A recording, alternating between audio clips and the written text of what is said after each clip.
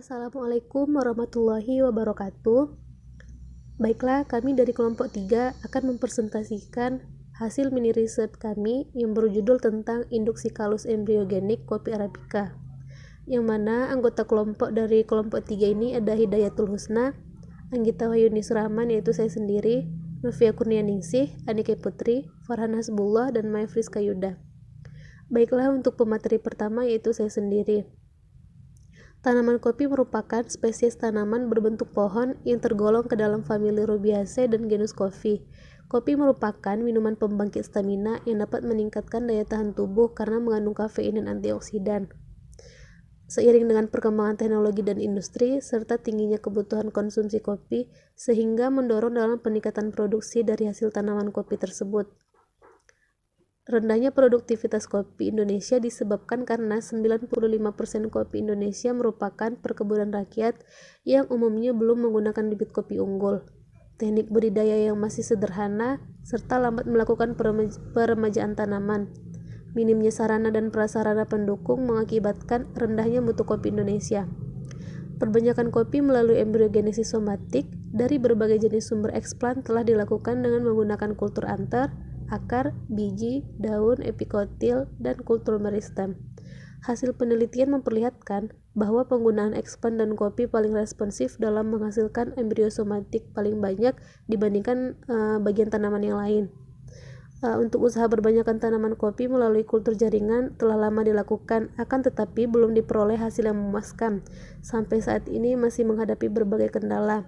Hal ini dikarenakan kemampuan regenerasi spesies kopi dengan teknik embryogenesis somatik sangat bervariasi dan tergantung pada media, spesies yang dikulturkan dan lingkungannya serta hormon pertumbuhan tanaman yang digunakan. Untuk tujuan dari penelitian ini yaitu melihat interaksi antara 2,4-D dan TDZ serta mendapatkan konsentrasi 2,4-D dan TDZ terbaik dalam menginduksi kalus embryogenik kopi Arabica. Baiklah, sekian dari saya. Terima kasih. Wassalamualaikum warahmatullahi wabarakatuh. Selanjutnya yaitu bahan dan metode yang digunakan pada penelitian kali ini. Alat yang digunakan pada percobaan ini seperti laminar eye flow, lemari pendingin, hot plate, magnetic stirrer, timbangan analitik, pipet Pasteur, pipet tetes, oven, dan lain-lain. Sedangkan bahan yang digunakan adalah daun kopi Arabica yang masih muda, kemudian media MS, sukrosa, vitamin, myoinositol, ZPT, 2,4-D, TDZ, kinetin, dan bahan lainnya yang digunakan pada percobaan ini.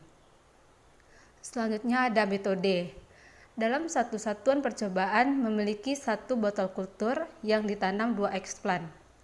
Ada 4 perlakuan yang digunakan pada percobaan ini.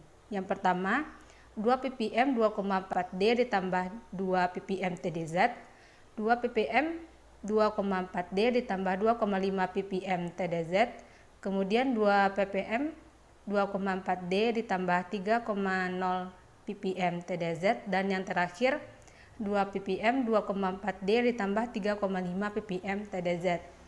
Kemudian didapatkan 20 sampel dan pengamatan dilakukan setiap harinya dengan memperhatikan persentase eksplan hidup, waktu mulai berkalus, dan tipe kalus.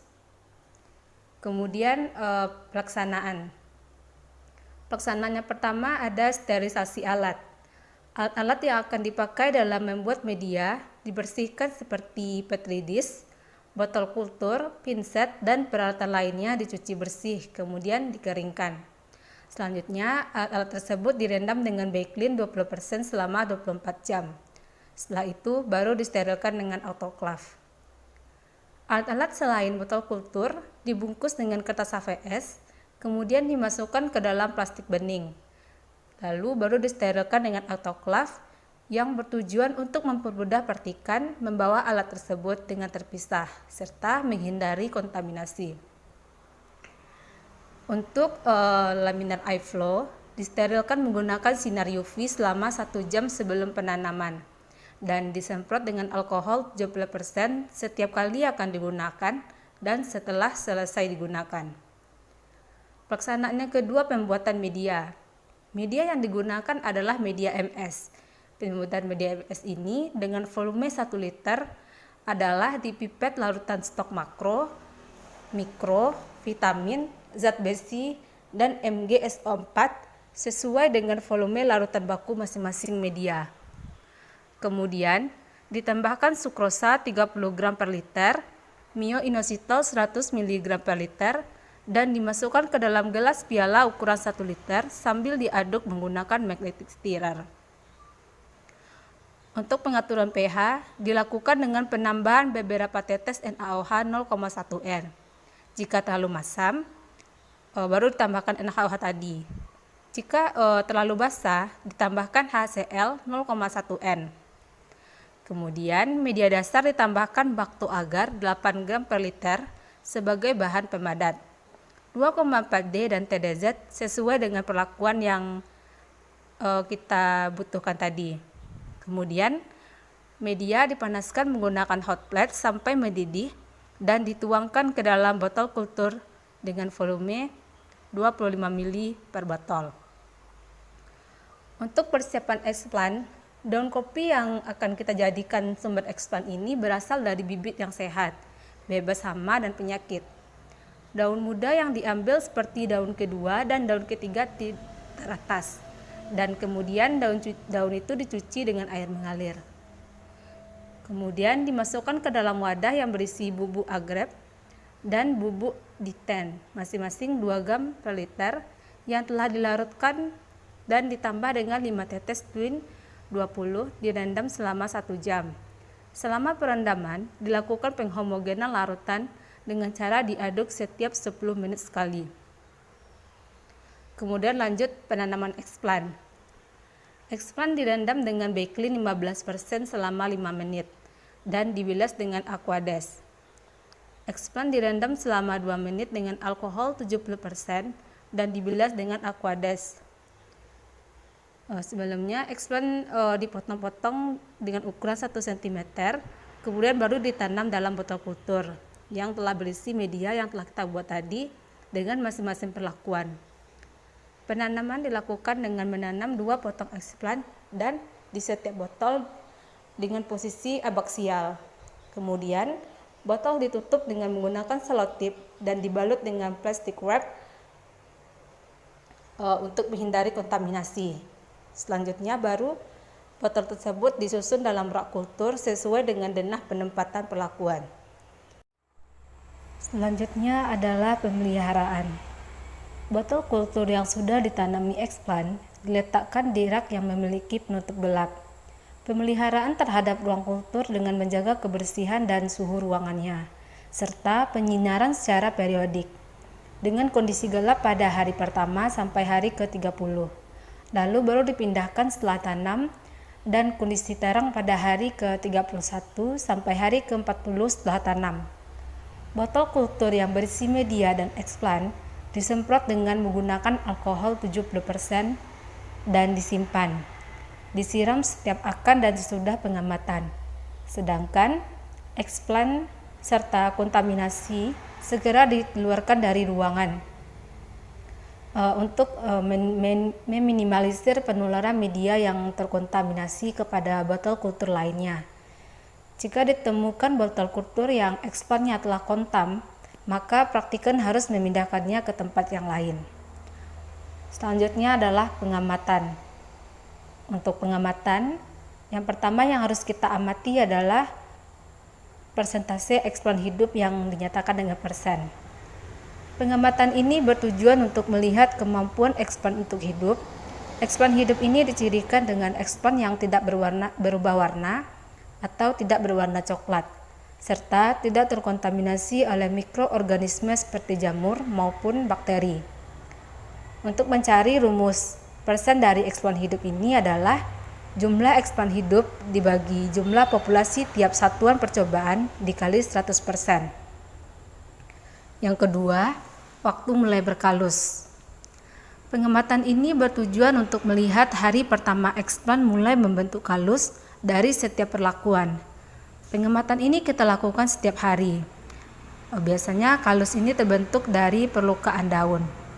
Eksplan dikatakan berkalus apabila pada eksplan tersebut muncul bintil-bintil atau gelembung pada eksplan. Kemudian, tipe kalus. Pengamatan dilakukan secara visual dengan melihat warna dan struktur kalus dari luar botol. Apabila kalus berwarna kekuningan, ini menandakan bahwa kalus tersebut bertipe embryogenik. Sedangkan apabila kalus berwarna putih, menandakan bahwa kalus organogenik. Hasil pengamatan warna kalus didokumentasikan dengan menggunakan kamera digital dan dijelaskan secara deskriptif. Sedangkan untuk pengamatan struktur kalus dengan cara mengamati bentuk kalus berupa kompak ataupun remah. Kalus yang berstruktur kompak merupakan kalus organogenik dan kalus bertipe remah merupakan kalus embryogenik.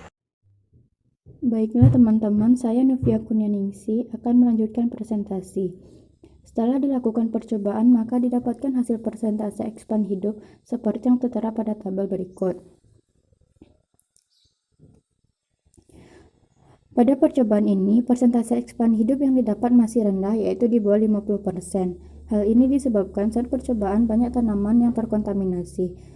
Persentase hidup pada perlakuan 2 ppm 2,4D ditambah 2 ppm TDZ serta 2 ppm 2,4D ditambah 3 ppm TDZ dan 2 ppm 2,4D ditambah 3,5 ppm TDZ sebesar 40%. Dan pada perlakuan 2 ppm 2,4D ditambah 2,5 ppm TDZ persentase ekspan hidup sebesar 20%. Pada percobaan ini, konsentrasi 2,4D yang digunakan sama pada semua perlakuan, sedangkan konsentrasi TDZ berbeda pada setiap perlakuan. Oksigen dan sitokinin yang diberikan bersama-sama saat sama dapat menstimulasi embriogenesis, akan tetapi diperlukan rasio tertentu dari kombinasi keduanya untuk menginduksi embriosomatik. Hal ini sesuai dengan penelitian sebelumnya yang melaporkan bahwa ketika jaringan ekspan kopi Arabica ditempatkan di media nutrisi yang mengandung zat pengatur tumbuh auksin dan sitokinin, sel-sel menjadi terdiferensiasi, menjadi kalus dan masa proembrio. Untuk meningkatkan jumlah embrio dalam proses embriogenesis somatik, selain memperhatikan keseimbangan zat pengatur tumbuh, perlu mengatur keseimbangan amonium dari enterreduksi dan enteroksidasi, mengatur konsentrasi sumber energi dan asam amino. Selanjutnya, penyampaian presentasi akan disampaikan oleh teman saya, Anike Putri. Assalamualaikum warahmatullahi wabarakatuh. Perkenalkan, nama saya Anike Putri. Saya akan melanjutkan presentasi selanjutnya tentang hasil yang kedua, yaitu waktu mulai berkalus. Pada tabel 2 ini dapat kita lihat hasil dari praktikum ini, yaitu mengenai waktu mulai berkalus.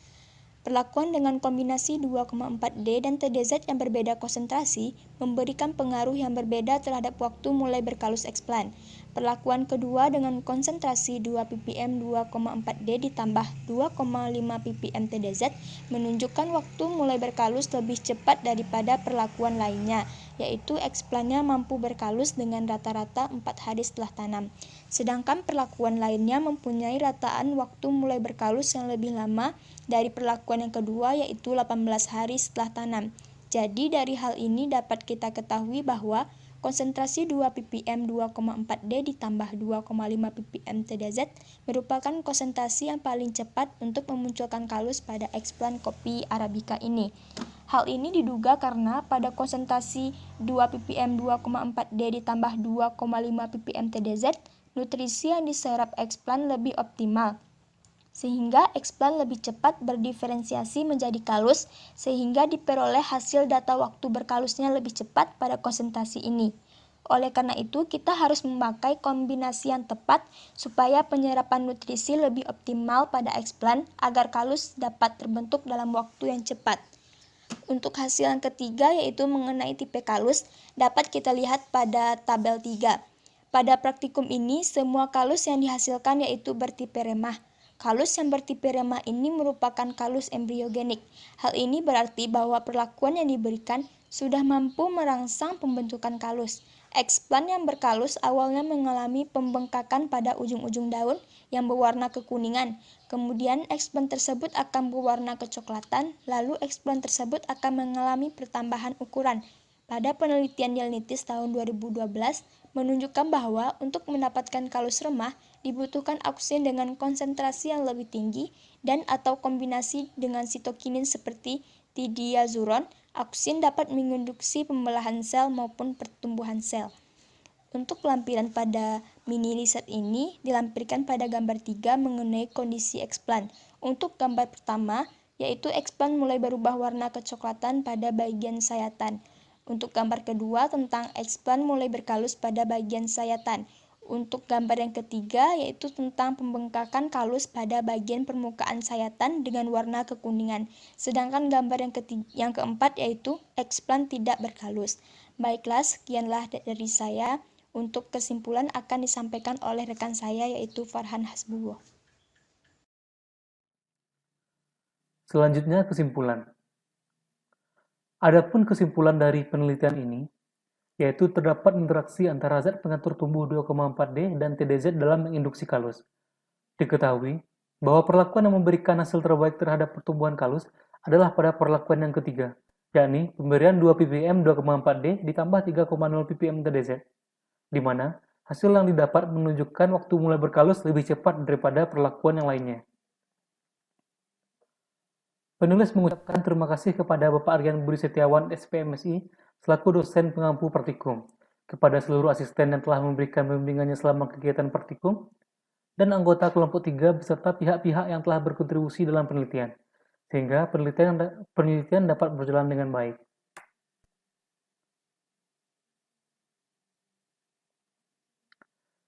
Demikian presentasi dari kelompok kami. Mohon maaf jika ada kesalahan.